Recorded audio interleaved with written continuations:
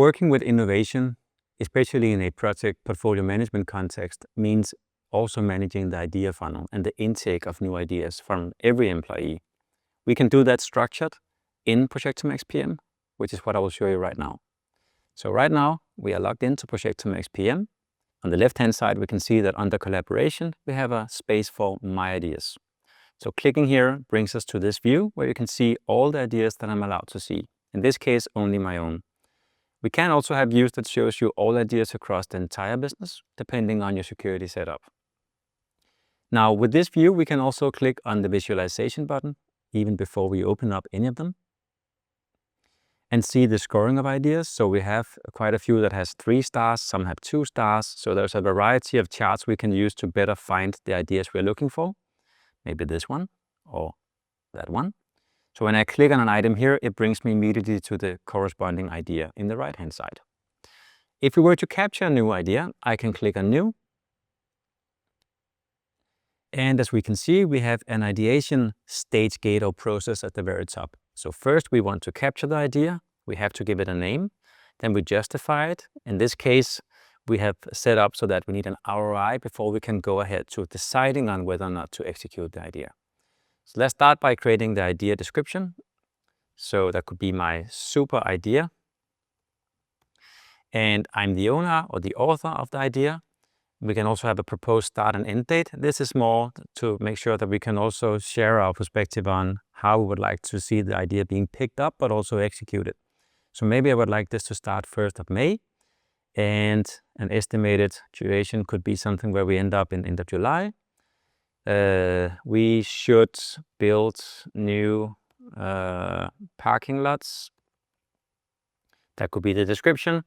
On the budget estimate, maybe we have a budget we can provide. So maybe we have understood or talked to some vendors and found a number. So let's say it's 500,000 to renovate or build new parking lots. We can see the ROI field here is locked because that will be calculated for us, but only once we have the benefits established. And then we have the type of idea. Again, this could be depending on your context or company, but in this case, it's run, grow, transform. So traditional Gartner categories for handling or categorizing ideas. Let's say it's in the bucket of transformation. So when we save this, the idea is immediately, again, added to the system. And because it has a name, then I can progress from capture to justify. And again, trying to then go beyond justify to decision is where you will see that I'm blocked. And this means that until I have filled in the ROI, which I cannot type in, then I can't progress. So let's go down to the lower right corner where we have the benefits estimate. So as you can see, we have a financial impact statement, we have strategic fit. And one way of doing financial impact assessment is simply to say, is it high or low? Most companies prefer that this is calculated. But let's set it to 8. And then we can also go in and say, maybe the benefits we expect to bring to the table is in the area of 2 million over the next 3 years.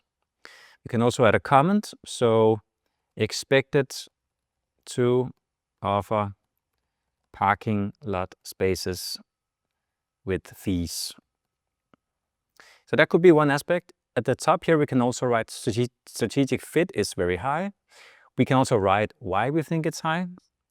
We need more parking spaces to get happy customers. And we can also associate it with a business driver, which could be something of a categorization of any type. But let's say, again, this is just mandatory stuff. The scoring of the idea is something we can do as a person, but it can also be done by others. Often we see it's more like a crowd scoring assessment where multiple stakeholders will review the same idea and maybe score it differently depending on what goals they want to achieve. I'm going to set it to quite high right now. And also now we can go to the justify stage at the top.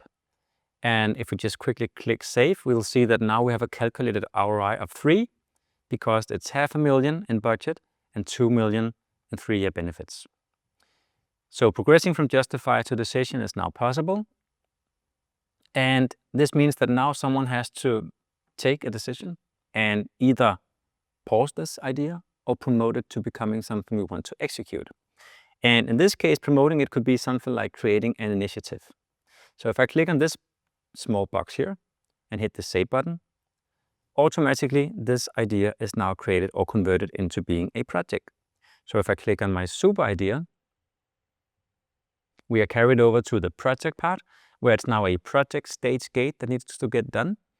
And we can see that we have also carried over the idea link, the description of the idea, who authored it, the name of it, and we could essentially have carried over also the start dates, the budget, the benefits, whatever we want to do. So no one has to retype it one more time. Going back again to the idea, like this, it's also worth mentioning that at the very top of all ideas, we use AI to automatically create a SWOT analysis. So if I click the expand button up here, we'll see that the SWOT analysis for the super idea is here.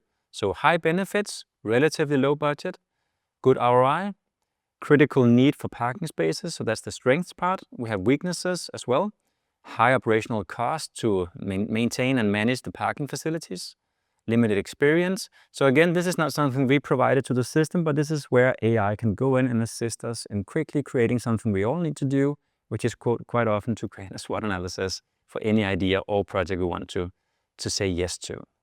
So this is some of the ways we can manage ideas. A whole lot more can be done when it comes to how the portfolio managers can manage the intake of new ideas. You can see that in some of the other videos we have in our channel.